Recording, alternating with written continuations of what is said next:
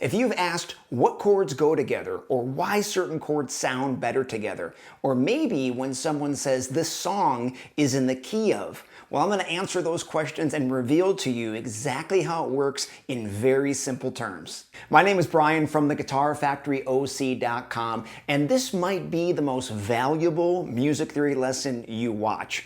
And the reason why is because I'm going to cover some of the most basic fundamentals you need to understand all the music theory. So whether you're a total beginner or somebody that's been playing for a while, this is going to either lay the solid foundation for you, or it might fill in some gaps and answer questions you've always wondered. We hear songs that have G, D, C, E minor.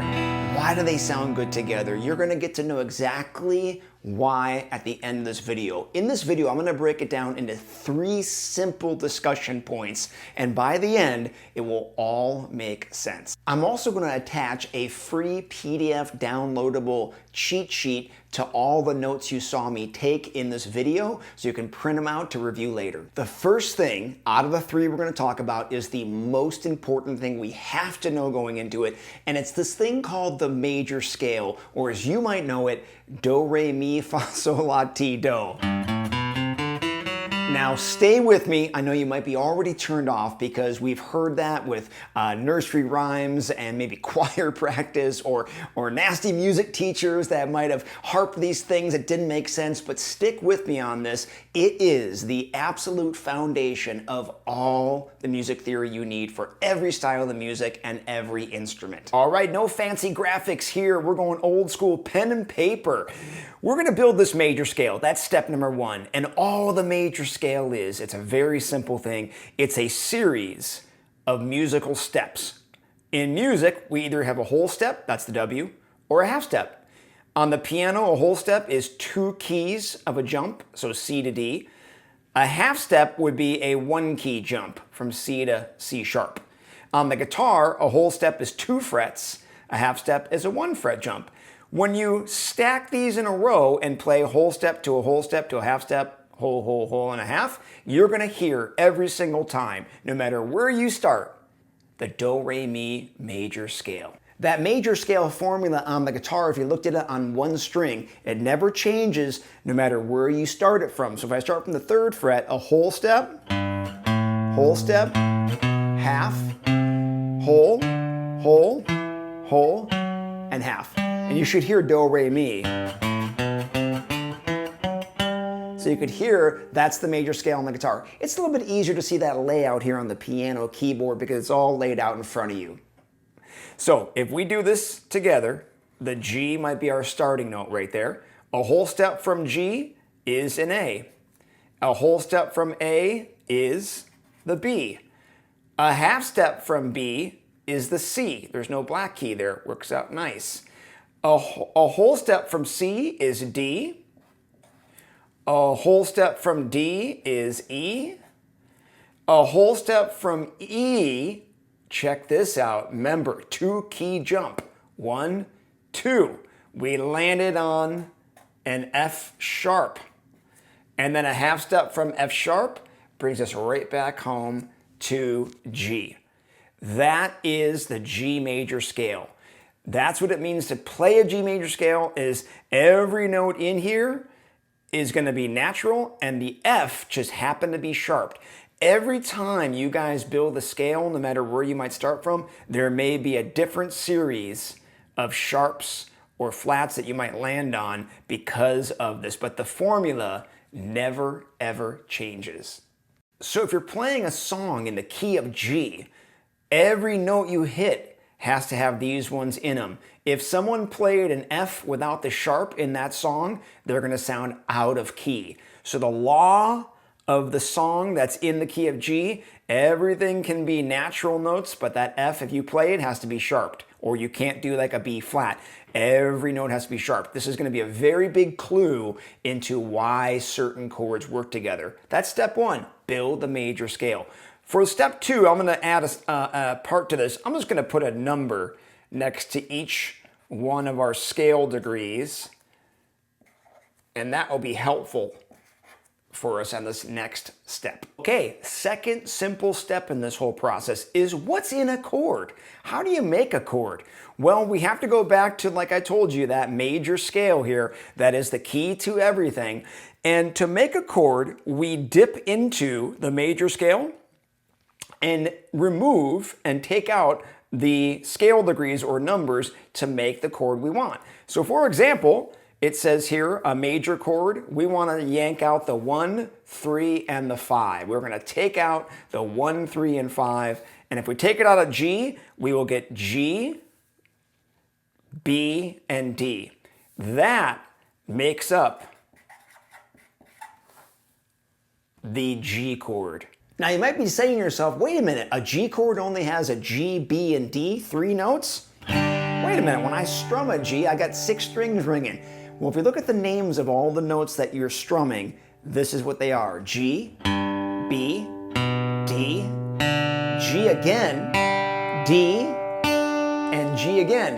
There's a lot of repeated notes that are in your chords that your fingers are sitting on, but it's only those 3. If we wanted to do a G minor chord, we would take out the 1, flat, the 3, and the 5. A G minor chord would be G, B flat, D.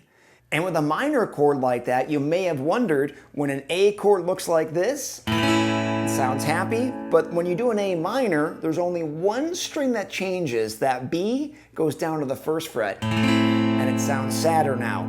That note that was on the B is the 3rd of that A scale. That's why it sounds more minor. A major E, when you take away that pointer, sounds sad. What note did you take it down? You lowered the 3rd, which always makes a chord become minor, or that sad sound you know. So anytime you want to build a chord, this is a series of basic formulas to remove the notes out of the scale, maybe change some of them to make them major, minor, diminished, or 7s, or augmented, and that is what you end up with. They also call these triads. Okay, the final step to understanding what chords go together and why they all work in a key. Here's our G major scale we looked at earlier. All of those notes and an F sharp in there. Remember I said the law of the key of G major is everything you play in that song has to have these notes in it. We cannot alter any of them. So how do we make chords that all adhere to that rule? Well, if I go here and just start to build a chord off of each scale degree, we would have this to start with. That's the 1, 3, 5 from the G scale. You might have remembered that we did earlier. I took out the 1, 3, 5 from G and I made a G major chord. Well, looking at that, that's going to work perfectly because none of those notes are out of this range. It's allowed. Of course, G major is allowed. It's in that key. Let's look at the next one. In an A chord, typically, because of the key, it would have an A, C sharp, E. Again, if you went back and did the whole A scale, you'd find there's a C sharp in there. So that won't work. There's no C sharp in this key. What can we do to make it fit to the key? Ooh, make it a minor. It will bring this C down to a C natural, and that now is allowed. So the second chord in the key of G, the A minor, is going to sound great. Let's do the next one. B. If I make a B major chord, it has this. Again, if you went back into the whole B scale, you'd find there's a D sharp and an F sharp. Okay, that's not going to work because there's no D sharp in our key. So what do? Oh, we can make it minor, which flats the 3rd. The F sharp's fine because that's allowed in there. And boom, the B minor is allowed as the 3rd chord in that key. It will sound great together. Next one, C, E, G, the C major chord. That one works great. There's no sharps or flats that conflict. So C major works awesome. D major has D, F sharp, A. That works great. It's got our F sharp. Nothing is messing with the law of G. So D major is a great one. How about E major? It's got these 3 notes in there. E, G sharp, B. Oh, The G sharp is going to not absolutely be allowed in there. What can we do? Well, that formula of making it an E minor is going to work great. It's going to sound awesome. And the last one, F sharp chord. If you looked up that key, that's that scale, you'd have F sharp, A sharp, C sharp. That definitely won't work. What kind of chord can we do that could fix that? A diminished chord, flats the 3 and flats the 5. That would make these two notes natural and the F sharp fine. So the last chord, the 7th chord of the scale, has to be a diminished chord.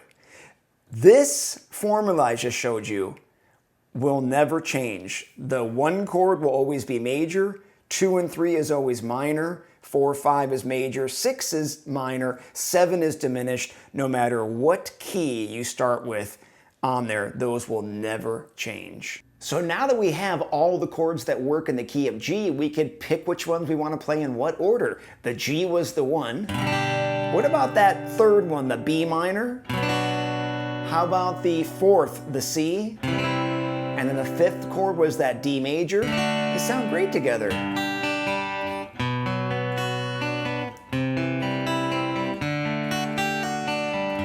So you can start to pick and choose what order you want to put them in to start creating your own songs in that key. Go through these 3 steps and you'll be able to do that same exact thing.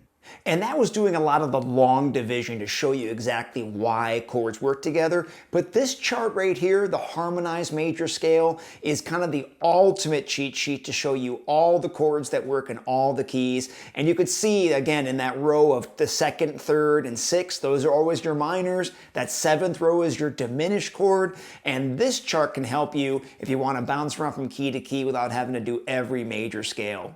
Hey, if you're enjoying the video, finding it helpful, if you can go down to that like button and hammer it on, it really does help out the video. And if you haven't subscribed already, go ahead and hit that subscribe button so you'll get notified when I put out some new videos or go live, and even share this video to some friends that want to know more about music theory or answer that question, why certain chords go together.